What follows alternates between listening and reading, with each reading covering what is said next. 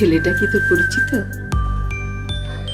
না মা, কি বল, তাহলে খুব সুন্দর শিস বাজায়, শুনতে ভালো লাগে। খুব সুন্দর।